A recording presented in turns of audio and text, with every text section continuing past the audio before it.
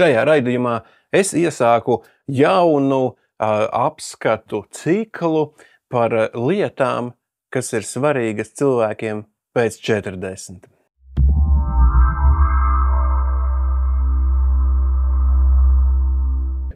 Un šodien man uz galda ir ļoti forša lietiņa. Lietiņa patiesībā ļoti laba. Tātad šī lieta principā parāda, cik daudz jums ir atlicis. Aktīvai darbībai. Jā, zaļais ir ok, sarkanais, nepaveicās. Proti tas ir asinsspiediena mērītājs. Un lieta būtībā ļoti svarīga tātad cilvēkiem gados, jā. Un šis ir jauks velkro, ja viņu var plēst. Tas ir ļoti foršs ar garantiju diezgan daudziem cikliem, ja, lai jūs to varat atkārtot 2 reizes dienā vai pēc ārsta norādījumiem. Ja, tālāk viss mums ir ļoti vienkārši. Ja jūs to nekad neesat darījuši, tad šis būs ļoti noderīgs video. Ja jūs to darat un esat darījuši, tad mēs varam padalīties pieredzē. Kas ir svarīgi šo lietojot? Ja? Tātad svarīgi ir, protams, rekur artērijas zīme, ja? Tātad arterija marka. Ja? Tam būtu jāatrodas uz šīs līnijas, lai tas aparāts strādātu pareizi. Protams, tālāk nekas sarežģīts nav. Šeit pat ir instrukcija, jūs to varat izpētīt. Ja? Tātad uzliekam uz rokas, lai šī zīmīte sakristu ar artēriju.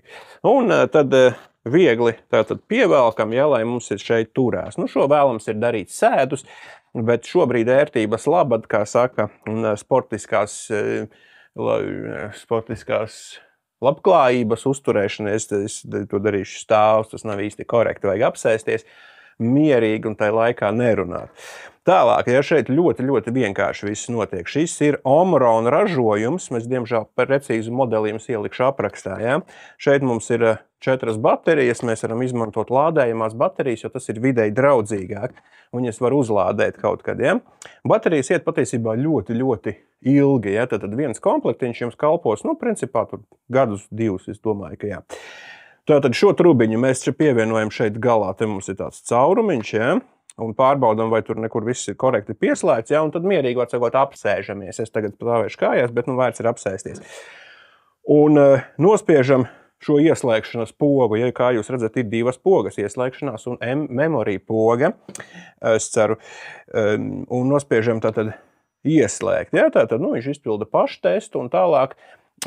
Kas notiek, ja? Tad es neesmu mediķis, es precīzi neizstāstīšu, bet šeit tiek tātad aizspiesta jums artērija, un tad šī ierīce mēra tos spiedienu miligrami uz dzīvesudrabu, kaut kas tāds, ja? Nebaidieties, viņš diezgan saspiež šo roku, un tad attiecīgi notiek šis mērījums, kad mums tiek noteikts apakšējais un augšējais asinsspiediena līmenis. Atkal precīzāk jūs varat palasīt internetā vai konsultēties ar ģimenes ārstu. Vēl šis aparāts mēra pulsu, ja? Tad, lai mēs zinātu, vai mēs šobrīd neesam pārāk uztraukušies vai pārāk mierīgi un tā tālāk. Un tūlīt būs redzams rezultāts, un es attiecīgi tad izdarīšu secinājumus. Lūk, spiediens, kā smejies, ir tātad 125 uz 91, kas rāda uz dzeltenājiem. Un dzeltenais, šai gadījumā zaļais ir ok, tā aptuveni, ja? Dzeltenais ir tā kā jāsāk uztraukties mazliet, oranžais ir jāzvan ģimenes ārstam, un sarkanais principā jāsauc ātrie. Tā vismaz man stāstīja ģimenes ārsts. Ja? Bet varbūt tas ir šobrīd tāpēc, ka es stāvu kājās un koncentrējos uz šo runāšanu, tad man vajadzētu atrasties mierīgākā stāvoklī. Tas ir īsumā par to, kā jūs šo ierīci lietojat. Ja? Un tas patiesībā ir diezgan ērti un vienkārši. Tagad foršās funkcijas, kas mums šeit ir. Te mums, protams, iekšā ir ieprogrammējums laiks un datums, un tas ir svarīgi, jo šī ierīce mums ir saucamās atmiņas bankas, ja memory bankas mums ir 2. Ja? Tātad saucās viņa šeit user 1, user 2. Attiecīgi šī ierīce saglabā jūsu asinsspiediena rezultātus, ir tā saucamā asinsspiediena dienas grāmata, pareizi.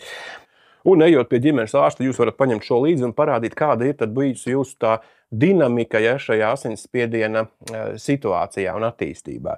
Saglabā viņš patiesībā ļoti daudz ierakstus, es te patinu atpakaļ kaut kādi 100, 120, jau man apnika skatīties to vēsturi, nekas tur labāks nepaliek. kādu laiku. Un pie katra šī ieraksta tiek saglabāts datums un laiks, kas ir ļoti, ļoti superīgi, jo tad ģimenes ārstam vai konsultējušam speciālistam ir labāka izpratne par to, kurp jūs virzaties.